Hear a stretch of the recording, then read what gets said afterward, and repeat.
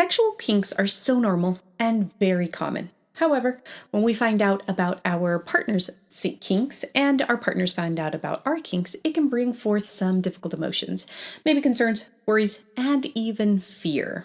Today I have a Reddit story to share about some of this experience within a couple. Hi friend, if you're new here, welcome, and if you're returning, welcome back.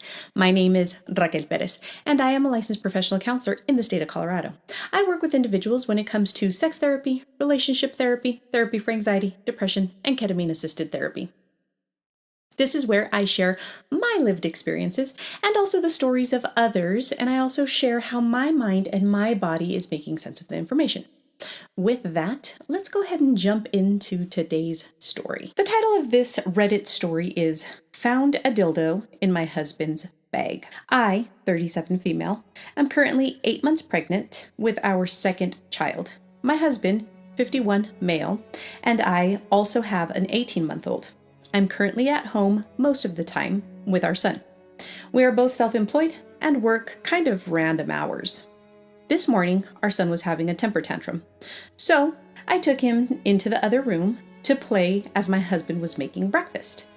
My toddler started poking around in my husband's everyday bag that was laying on the bed, and I was letting him because he was finally preoccupied. All of a sudden, my toddler pulls out a dildo that looks like a penis and has a little battery pack attached. I took it from him, and it also had lube on it. I yelled to my husband, "Why do you have a dildo in your bag?"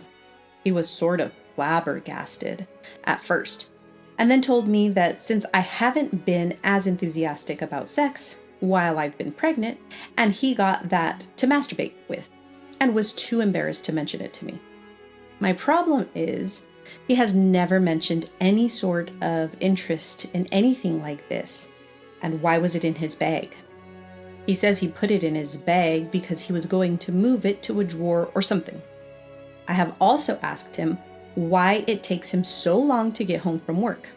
He often takes an hour and a half when it should take about half that, and he's gotten angry at me for nagging him about it. Now I know at least one of those days he was out shopping for dildos for himself in secret while I'm waiting for him alone and pregnant with the toddler. I have caught him in small lies before, like that he was hiding using nicotine, or when I found bottles of whiskey in his car on more than one occasion, when he says he doesn't drink much. He's a musician, so he brings it to his gigs. I am just feeling like this particular omission feels like I don't even know him, and I just don't know what to do. So one of the first things that's coming up for me as I read through this story is that the author seems to think, or at least slightly allude to her feelings that there could be potential infidelity happening in the relationship. Now, as I read through the story, it sounds like she is leaning more towards this being a kink of her husband's that she's never known about. However, if there are some feelings of infidelity coming up, I would strongly encourage this person to dip down into their intuition when it comes to those feelings that are coming up for them. Because our intuitions aren't just these magic conglomerate of information that comes up. It's actually our bodies sifting through information inside of our bodies that is coming in from the outside. It's filtering it against our lived experiences and information that we already know to bring up to the surface that gut feeling or that intuition.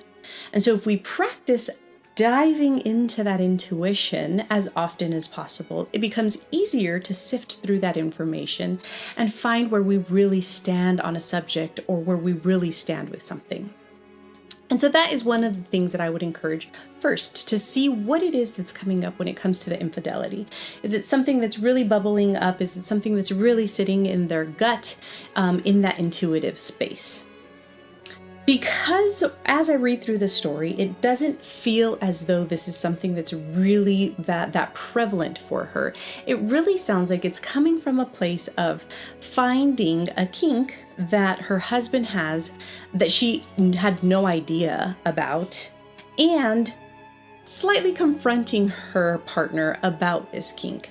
It also sounds like it throws him a little bit off in being outed in this kink that he has. Now we have to remember that when it comes to kinks, especially specific kinks, there can be so much emotion attached to them. There can be shame, guilt, embarrassment when it comes to those things. And it sounds like as she is finding out about this for the very first time, she's not really sure how she is feeling about it either. And so I would also encourage this couple, for both of them, to really sit with this information. For her to sit with the information of what she just found. What does that mean for her? What does that mean for her husband? What does that mean for the relationship? And for her husband to also think more about this kink that he has. I would also encourage them to have conversations about what it is that she found, what it is that means for both of them, and what it is that means for the relationship. Now, I completely understand that this can feel like such a delicate situation, and it is.